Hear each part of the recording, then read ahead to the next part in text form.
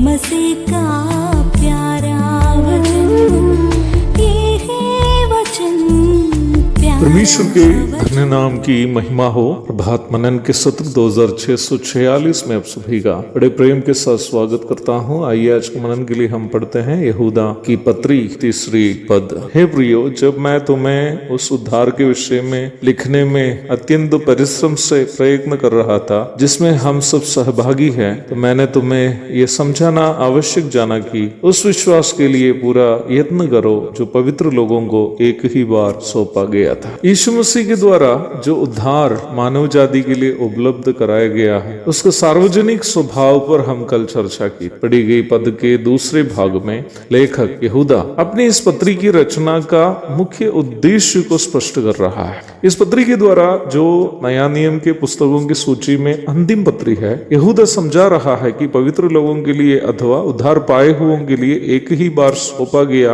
विश्वास के लिए यत्न करने की अनिवार्यता क्या है। विश्वास शब्द को हम दो परिप्रेक्ष्य में वचन में देखते हैं। पहली परिप्रेक्ष्य है उद्धार पाने के लिए यीशु मसीह को उद्धारकर्ता एवं प्रभु के रूप में स्वीकार करते हुए करने वाला विश्वास, जिसके बारे में हम यूहन्ना 3:16, रोमी 10:9, इफिसी 2:8 आदि पदों में देखते हैं। दूसरी परिप्रेक्ष्य है विश्वास की वो परिप्रेक्ष्य जो उद्धार पाए हुओं को रखनी है, जिससे वे संसार में मसीही गवाही पेश करते हुए जीवन व्यापन कर सकते हैं। विश्वास की इस दूसरी परिप्रेक्ष्य के बारे में हबक्कुक 2:4, रोमी 1:17, गलाती 3:11, इब्रानी 10:38 आदि पदों में स्पष्ट रूप में हम देखते हैं। इन सभी पदों में हम एक ही पद को दोहराते गए देखते हैं, वो है मेरा धर्मी विश्वास से जीवित रहेगा। मैं पूर्व में भी इस बात को सूचित किया था कि उद्धार के लिए विश्वास करना और विश्वास से जीना दो विश्वास को नहीं बल्कि विश्वास के दो परिप्रेक्ष्य को सूचित करते हैं। वचन सिखाने वाला विश्वास के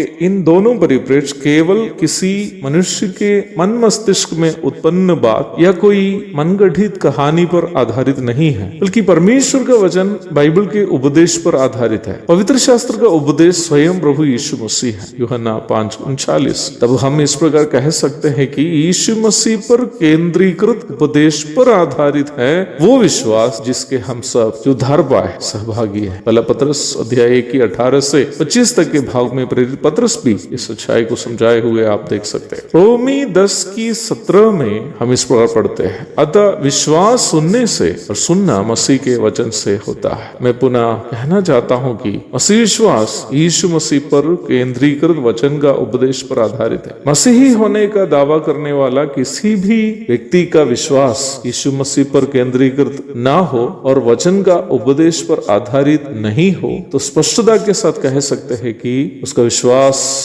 वो विश्वास नहीं है जो यीशु मसीह के द्वारा पवित्र लोगों के लिए एक ही बार सौंपा गया था। ईस्वी 68 एवं 70 के बीच में यहूदा जब इस पत्री की रचना कर रहा था, मसीही कलीसिया एक ही समय रोमी प्रशासन से राजनैतिक विरोध तथा झूठे शिक्षकों से सैद्धांतिक विरोध का सामना कर रही थी। अपने इस पत्री के द्वारा मसीह विश्वासियों को इन दोनों विरोधों का सामना करने हेतु सशक्त करना इस पत्री की रचना करने के पीछे यहूदा का उद्देश्य था। प्रभु की इच्छा हुई इस विषय पर अधिक चर्चा हम आने वाले दिनों में करेंगे। तब तक के लिए आपसे विदा हो जाता हूँ। प्रभु आप सबको आशीष दे। आमीन।